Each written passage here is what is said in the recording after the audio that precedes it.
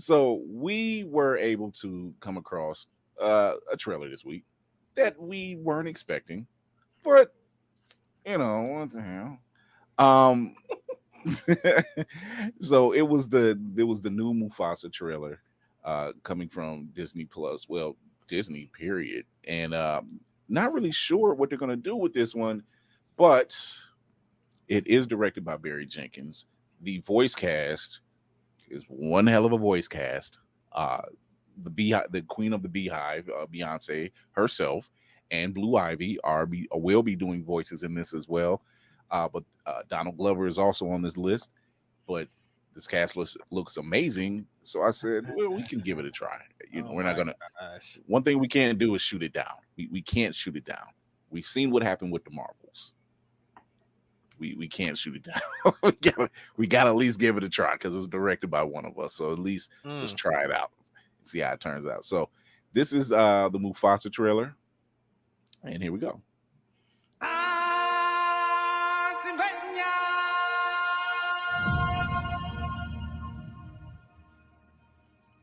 This story begins far beyond the mountains and the shadows. On the other side of the light.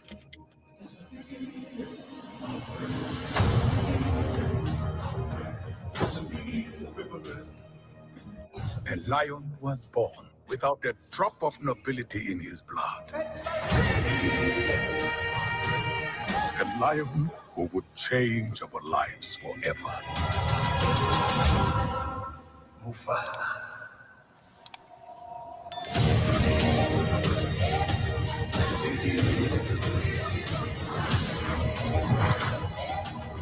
The earth will shake. Destiny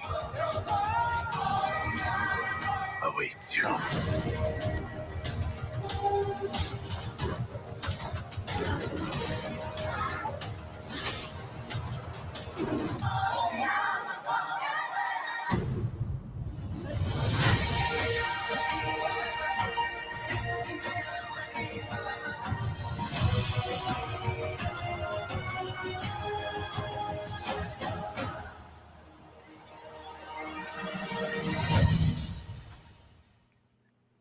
So Lin-Manuel Miranda is actually he's on a hot streak when it comes to soundtracks. He's on a hot streak. I still sing Hamilton to this day. What does everybody think? It looks good. It does. It really does. I called this a couple years ago that I knew that Disney would start taking some of their properties and shifting them over to live action, which actually, for the most part, have been pretty good. Mm-hmm. Yeah, I think the only one I haven't seen, and my wife has seen it, is Beauty and the Beast, but even she liked it. So I'm not opposed to it. So is James Earl Jones not coming back for this one? We gonna leave James on the bench. Let that brother rest. I mean, James signed his voice to be used and get a check from the crib. That's why I'm asking. He's the only one who legally is like. Yeah, we got to protect that brother right now. I'm not asking him to get in the booth. You gave them the rights to go ahead and do what they need to do. But they probably will give that surprise near the end. That's what it'd be towards the end. Yeah, it's obvious that this is the beginning of everything, and I'm not, like I said, I'm not opposed to seeing this. This does look pretty good. I would love for Disney to kind of get back into their 2D animation as well. Mm-hmm. That it's what built that house. Mm-hmm. It's just a good thing. Just touch back into it, man. Tiana show. That's right there. I'm just curious about where, is this like Rafiki telling the story from another perspective? Because if it's a past story, how is and why is the entire old cast coming back? It could either be a Rafiki thing telling the story along with Mufasa telling the story, like he's telling it to his son. Or Kiara, the daughter. Yeah. Maybe. I never thought Lion King would be one of the lores that are all over the place. Barry Jenkins touched on it on Twitter, I do believe, the name Twitter, saying that the story is actually going to touch on the past, the present, and the future. So Okay. we are getting an expansive sort of timeline over the course of this film. I like it. Hmm. I'll take it. Yes, I can see Blue Ivy voicing the daughter then. Yeah, The Simba has. Mm-hmm. I'm with it. Who, according to Lion Guard, has a brother nobody talks about. And Scar got bit by a snake or some crazy. Like, I'm gonna need them to just clean up the timeline with this movie. That's all I'm asking. Wow. As long as they don't break out another Deception type song, I'm Mm-mm. I'm okay with Deception. I was watching my nephew. It's like, yeah, you've had a son this whole time. I'm like, literally the redheaded stepchild. What? no, but it does look good. It does look good. If we're talking about music, I want to be a complete theater kid for 5 seconds.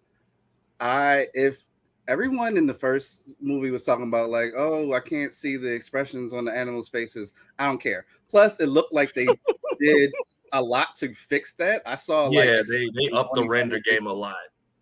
But back to music, I wanted to punch someone in the throat because for some reason they did not take Shadowland from the theater show and put it in this movie. When you have Beyonce playing Nala, it feels like the fumble of fumbles, and I just want whoever's responsible to come outside real quick. So I don't know how it works. That's such an X-Men show, line right now. But That is. Here's your opportunity to not get punched in the throat. That's all I'm saying. We're not gonna hurt you. We just want to talk. We just want to talk. Don't worry, just come out on the porch. You can still bring your food. You know, we'll eat and chop it up. Scary. Now, whether you eat the food is a different story, but yeah, you can bring your food with you. You might need a straw, but I'm just saying. According to the Beehive, they gearing up for another soundtrack album, hopefully. And if this movie does well, regardless of her role in it, this I think technically qualifies Baby Blue for an EGOT, doesn't it? Yeah. Yeah. Yeah. Mhm. She's a Tony? At best. I mean, Lin-Manuel is on this thing, and like I said, he makes some memorable music. So other thing, real quick. I'm writing a piece for the site that's touching on this, so I don't want to give it all away.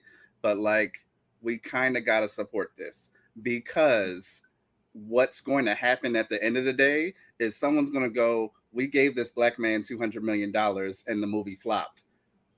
Black people bad. Like that's all it's going to translate to. We're tired of this live action universe. Like it's just going to boil down to Barry Jenkins bad, black people ill.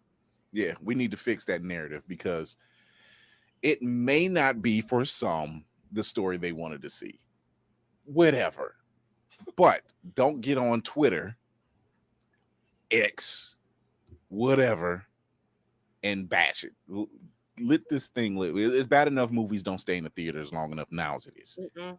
Yep, they got a 2-minute showing time. Even though it's 2 hours. When the first one came out, I worked at the Dollar Theater and that was packed. Like we had to stop selling tickets at one point because people just kept showing up. Theater. I mean, because usually though, it's like, hey, I just want to revisit it a couple more times, or we ain't got nothing to do. That was more like it was living up to what the theater was for. You got a large family, you can't take 20 people to go see the AMC showing over there.